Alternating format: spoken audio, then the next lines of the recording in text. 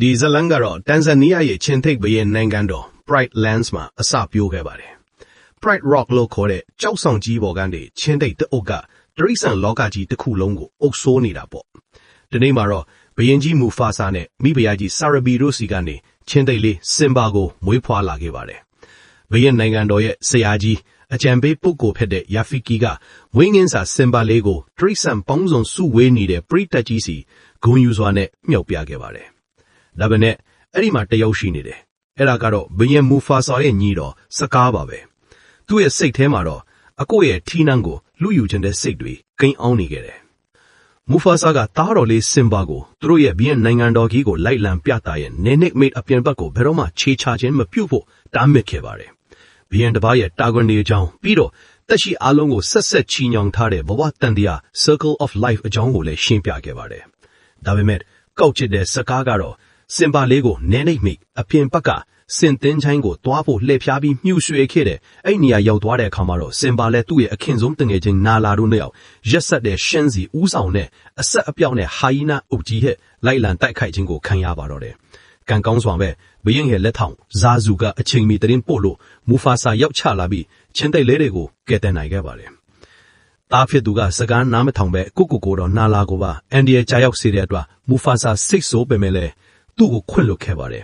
။ပြီးတော့ညဘက်ခေါင်းကင်ကြီးကိုကြည်ညံအတိတ်ကကြီးမြတ်တဲ့ဘရင်တွေကအဲ့ဒီကောင်းကင်ဘောကနေသူတို့ကိုအမြဲစောင့်ကြည့်နေကြောင်းတနေ့နေ့မှာသူကိုယ်တိုင်လည်းအဲ့ဒီကနေစင်ဘာကိုစောင့်ကြည့်နေမှာဖြစ်ကြောင်းပြောပြခဲ့ပါတယ်။တစ်ဖက်မှာတော့စကားကဟိုင်းနာဒေစီတောရောက်ပြီးသူ့ကိုမူဖာဆာကနေထီးနှံလူယူဖို့ကူညီရန်ချင်းတိဘရင်နိုင်ငံတော်ထဲမှာလွတ်လပ်စွာအမဲလိုက်ခင်ပေးမယ်လို့တဘောတူညီယူလိုက်ပါတော့တယ်။ဒီလိုနဲ့စကားကမူဖာဆာနဲ့စင်ဘာတို့ကြောင်းမဲ့ဖွယ်ထောင်ချောက်တစ်ခုကိုဖန်တီးခဲ့ပါတယ်။သူကစင်ဘာကိုချောက်ကြီးတစ်ခုလေးရောက်တော့အောင်ဖြောင်းရမ်းပြီးဟိုင်းနာတွေကိုတုံးပြီးတောရိုင်းနွားအုပ်ကြီးတစ်ခုလုံးကိုအဲ့ဒီချောက်ထဲပြေးဝင်လာအောင်လုပ်ပြီးစင်ဘာကိုနင်းချေတက်ဖို့ကြံစီခဲ့ပါတယ်။ပြီးတော့နဲ့သူကမူဖာဆာစီပြေးသွားပြီးစင်ဘာအန်ဒီရဲ့ကြာရောက်နေကြောင်းအတိပေးတာဘာလဲဆိုတော့တားကိုကဲဖို့မူဖာဆာအပြေးအလွှာလိုက်လာမှာကိုသူသိနေလို့ပါပဲ။မူဖာဆာကစင်ဘာကိုတော့ကဲတင်နိုင်ခဲ့ပေမဲ့သူကိုယ်တိုင်ကတော့6ကန်းပါဆွန်းမှာအသက်လူပြီးတွဲခိုနေရပါတော့တယ်။အဲ့ဒီချိန်မှာစကားရောက်လာပေမဲ့မူဖာဆာကိုကူညီဖို့ငင်းဆန်ခဲ့ပြီးအသက်မြင့်ထဲမှာတွန်းချပစ်လိုက်ပါတော့တယ်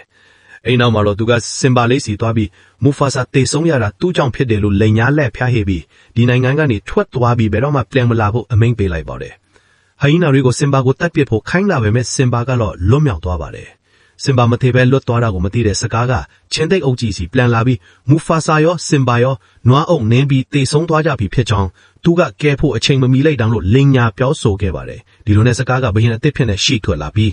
းဟိုင်းနာတွေကိုနိုင်ငံတော်ထဲမှာဝင်ရောက်နေထိုင်ခွင့်ပေးလိုက်ပါတော့တယ်။စင်ဘာလေးကတော့တဲကန်တာထဲမှာမိမျောလဲသွားခဲ့ပါတယ်။အဲ့ဒီမှာတီမိုနဲ့ပွန်ဘာဆိုတဲ့တရိษံလေးနှစ်ကောင်ကသူ့ကိုကယ်တင်လိုက်ပါတယ်။စင်ဘာဟာအဲ့ဒီသူ့တငယ်ချင်းနှစ်ယောက်နဲ့အတူစိန်လန်းဆိုကြည်နေတဲ့နေရာလေးတစ်ခုမှာကြီးပြင်းလာပြီးဟာကူနာမတတာဆိုတဲ့ဘာမှပူစရာမလိုဘူးဆိုတဲ့စောင်ပုတ်နဲ့အညီပျော့ပျော့ပပအပူပင်ကင်းမဲ့တဲ့ဘဝကိုဖျက်ဆီးနေခဲ့ပါတယ်။တစ်ချိန်လဲမှာပဲစကားကမိဖုရားကြီးဆာရဘီကိုသူ့မိဖုရားဖြစ်လာဖို့ဖြောင်းရပေမဲ့သူမကမလက်ခံခဲ့ပါဘူး။အရွယ်ရောက်လာတဲ့စင်ဘာကတနေ့မှာတီမိုနဲ့ပွန်ဘာကိုအမဲလိုက်နေတဲ့ချင်းသိမ်းမလက်ကနေကဲတင်လိုက်ရမှာအဲ့ဒီချင်းသိမ်းမကသူ့ရဲ့ငယ်ငယ်ချင်းနာလာဖြစ်နေတာကိုတွေးလိုက်ရပါတယ်။သူတို့ပြန်လဲစုံစည်းပြီးမေတ္တာမျှဝေသွားကြပါတယ်။နာလာကစင်ဘာကိုအိမ်ပြန်ဖို့တိုက်တွန်းခဲ့ပါတယ်။စကားရဲ့အုပ်ချုပ်မှုအောက်မှာချင်းသိမ်းဘရင်နိုင်ငံတော်ကြီးကမိုးခေါင်းရေရှားပြီးပျက်စီးနေကြောင်းပြောပြခဲ့ပါတယ်။ဒါပေမဲ့စင်ဘာကတော့သူ့အဖေရဲ့တေဆုံးမှုမှာအပြစ်ရှိတယ်လို့ခံစားနေတော့လို့အိမ်ပြန်ဖို့ငင်းဆန်ခဲ့ပြီးဒေါသတကြီးနဲ့ထွက်သွားခဲ့ပါတယ်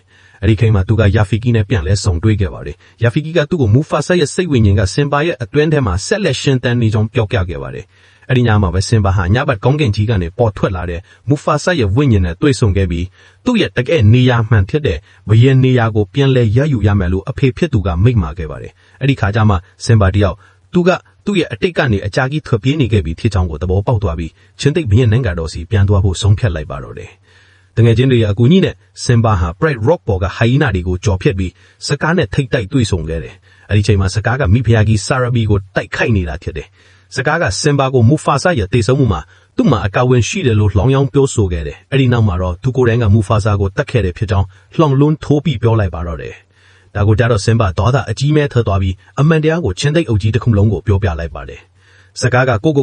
ကာကွယ်ဖို့ကြိုးစားပေမဲ့အရင်က6နားကိုအချိန်မမီဘူးလို့ပြောခဲ့ပေမဲ့မူဖာဆာရဲ့နောက်ဆုံးအချိန်ကိုသူသိနေတာကပဲမူဖာဆာကိုတတ်ခဲ့တဲ့သူ့ရဲ့လောက်ရက်ကိုဖော်ပြလိုက်တယ်လို့ဖြစ်သွားပါတယ်ဒီမွန်ပွန်ဘာယာဖီကီဇာဇူနဲ့ချန်တိုက်မတွေကဟိုင်နာတွေနဲ့တိုက်ပွဲဖြစ်နေတဲ့အချိန်မှာစင်ဘာကစကားကို Pride Rock ရဲ့အထိတ်ဆုံးနားမှာထောင်ပိတ်မိအောင်လုပ်နိုင်ခဲ့ပါတယ်စကားကသူ့အသက်ကိုချမ်းသာပေးဖို့တောင်းပန်ပြီးသူ့အဖြစ်အလုံးကိုဟိုင်နာနေကြောင်းလို့လွှဲချခဲ့တယ်စင်ဘာကသူ့အသက်ကိုချမ်းသာပေးပြီးနိုင်ငံကနေထာဝရထွက်သွားဖို့အမိန့်ပေးလိုက်ပါတယ်ဒါပေမဲ့စကားကငင်းဆန်ပြီးစင်ဘာကိုပြန်တိုက်ခိုက်ပါတော့တယ်တိုက်ပွဲအဆုံးမှာတော့စင်ဘာကသူ့ကို6ကန်းဖားဖော်ကနေပစ်ချလိုက်ပါတယ်စကားကအောက်ကိုကျသွားပေမဲ့မတေခဲ့ပါဘူးဒါပေမဲ့သူတို့အပေါ်အပြစ်လွှဲချတစ္ဆာဖောက်တာကိုကြားလိုက်တဲ့ဟိုင်နာအပွင့်ကြီးကတည်းသူ့ကိုဝိုင်းဝန်းကိုက်ဖြတ်ပြီးတပ်ပစ်လိုက်ကြပါတော့တယ်အဲ့ဒီနောက်မှာတော့စင်ဘာဟာဘီယန်အဖြစ်ထီနန်းကိုပြန်လဲရယူပြီးနာလာကိုသူ့ရဲ့မိဖုရားအဖြစ်တင်မြှောက်ခဲ့ပါတယ်ချင်းတိတ်ဘီယန်နိုင်ငံတော်ကြီးကလည်းအရင်လိုစိမ့်လန်းဆိုကြွေနေတဲ့မှုတွေပြန်လဲရရှိလာခဲ့ပါတယ်ဇလန်းဆုံးမှာတော့ယာဖီကီကစင်ဘာနဲ့နာလာတို့ရဲ့မွေးကင်းစချင်းတိတ်သားပေါက်လေးကိုစုဝေးနေကြတဲ့တရိတ်ဆန်တွေစီမြောက်ပြလိုက်ပြီးဒီဘဝတန်တရားကိုဆက်လက်လဲပန့်စေခဲ့ပါတော့တယ်အဆုံးအထိကြည့်ပေးခဲ့တဲ့အတွက်ကျေးဇူးထူးတင်ပါတယ် channel လေးကို like and subscribe လုပ်တော့ပေးကြပါအောင်နောက်ဗီဒီယိုမှာပြန်တွေ့ကြတာပေါ့